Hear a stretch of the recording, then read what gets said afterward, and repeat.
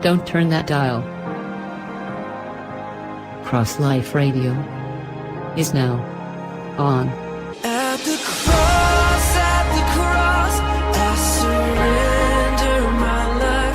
I'm in all of you. I'm in all of you. I owe all to you.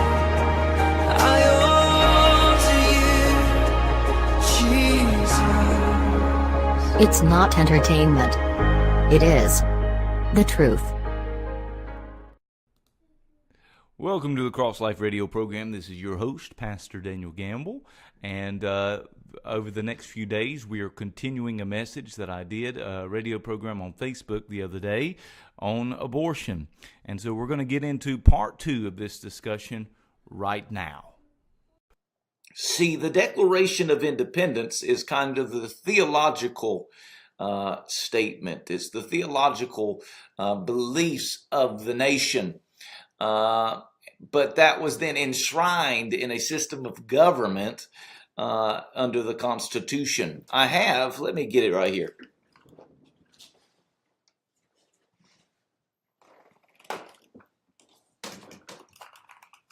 If you are watching by video, you won't be able to see it on radio, but I have here one of my,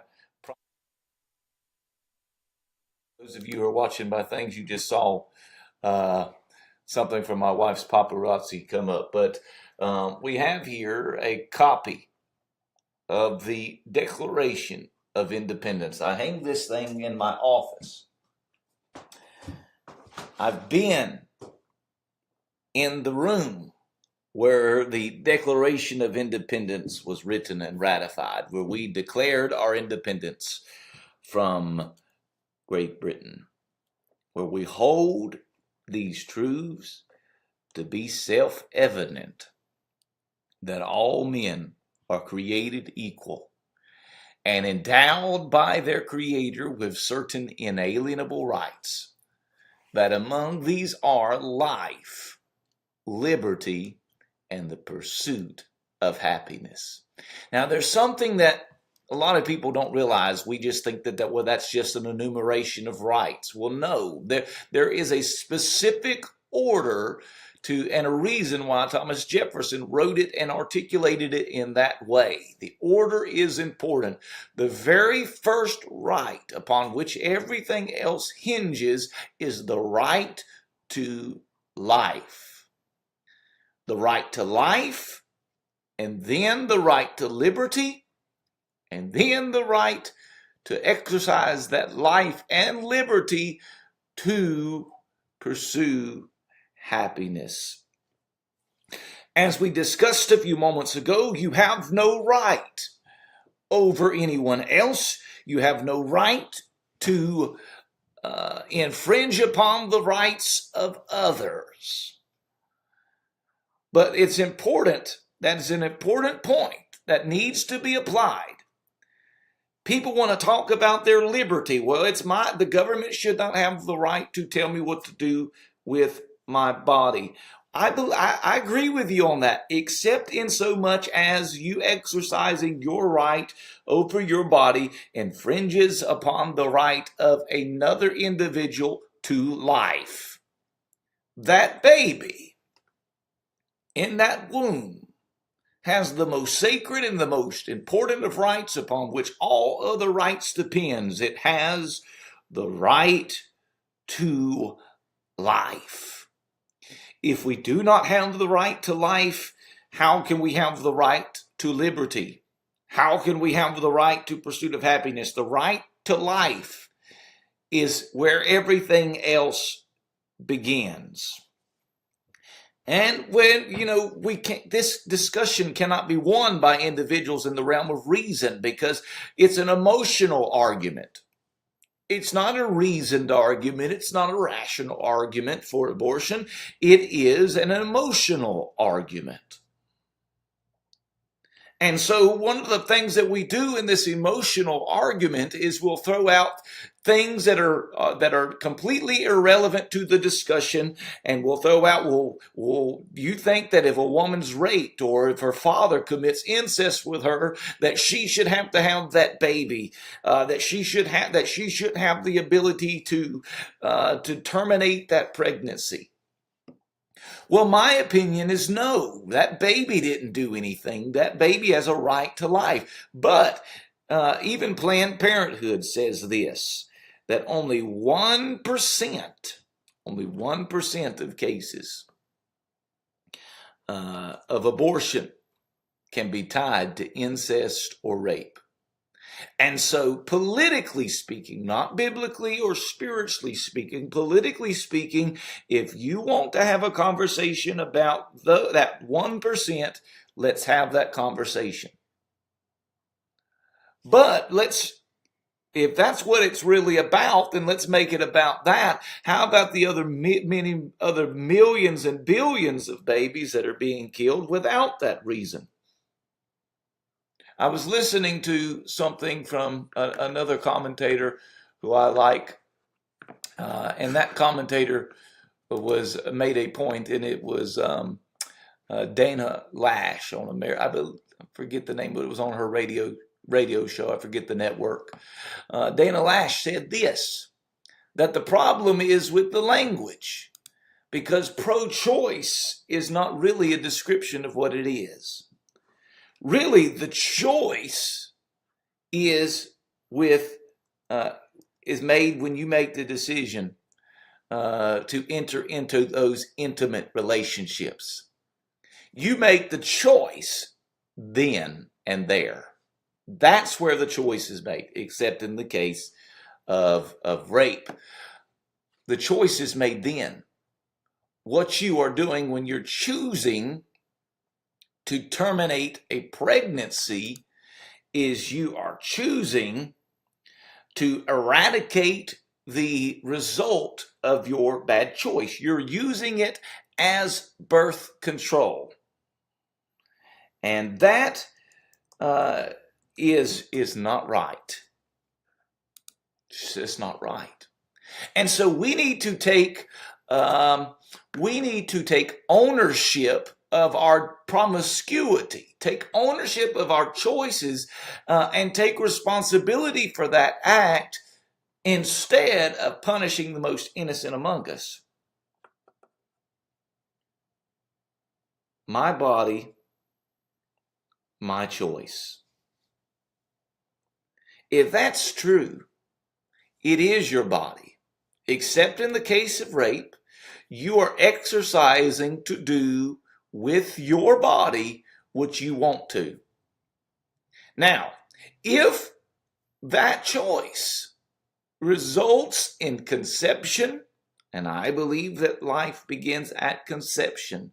I don't believe it begins when it attaches to the uterine wall. I don't believe that it begins with the heartbeat. I believe that life begins at conception. And so if that happens, your body, your choice, right? Well, what about the body of the child that's in the womb? It's their choice. You do not have the right over anyone else. And all the other reasons that we give to try to make us feel good about that decision, well, even in the case of incest or in the case of rape, at this point in time, for me to bring a baby to term, for me to have a child, it would be a burden, or this baby would be a burden upon me, or this baby would be a burden upon society. I'm sorry, since when is the fact that someone is a burden a right to take their life? I'm looking right now at the usabortionclock.org. And worldwide, since 1980, there have been 1,468,786,988 1,263 abortions. And it goes up one abortion every second worldwide since 1980. And so even in the 5 seconds that we have been communicating since I just read off that number is already irrelevant. usabortionclock.org.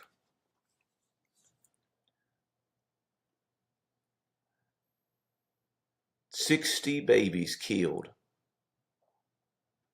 every minute. 60 times 60. And I'm doing this in the top of my head. I believe that's 3,600 babies that will be killed during the course of this 1 hour program. Many of which, because they are viewed as a burden. Well, listen, I'm a pastor. And in ministry and in churches, sometimes there are individuals that are troublemakers and burdens. Just because someone's a burden, if we give the right for us to kill babies that are going to be abortions, why don't we have the right to terminate other people just because they're born or just because they're 20 years old or 50 years old? If they're a burden to us, why can't we take them out? Now, I am a gun-toting American. I have a Smith & Wesson 9mm right here that I carry for my family's safety. I also like to shoot for recreation. Can I use this right here to just terminate the life of anyone else that I think that is a burden to me in society? You say no. Well, hopefully you say no. But if you'll say no then, why in the world would you not say no on the other? Well, then the other thing is the financial side of things. Well, this person is in poverty. They don't have the finances to take care of the child or this or that.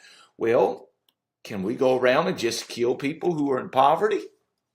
So what you're really saying here is that rich people are the only ones that have any kind of value and that we should just kill all those who are in poverty.